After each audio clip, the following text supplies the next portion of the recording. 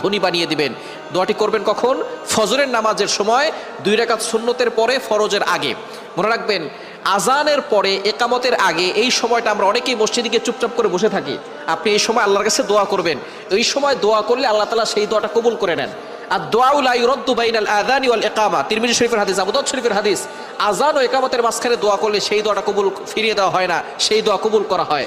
আপনি যখনই যেই নামাজে মসজিদে যাবেন, আজান দিয়েছে, একামত হতে একটু দেরি হয়, আপনি সুন্নত পড়ে চুপচাপ বসে থাকবেন না, গল্প করবেন না, আপনি আল্লাহর কাছে দোয়া করবেন। আল্লাহ তাআলা আপনার সকল দোয়াগুলো কবুল করবেন।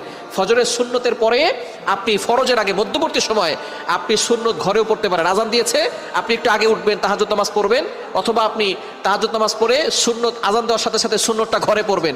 ঘরে পড়ে মসজিদ যদি কাছে হয় তাহলে ঘরে বসে আমল করতে পারবেন, অথবা আপনি চলতে ফিরতে আপনি আমলটা করতে পারবেন। দোয়াটি হচ্ছে লা ইলাহা ইল্লাল্লাহুল মালিকুল হাক্কুল মুবিন।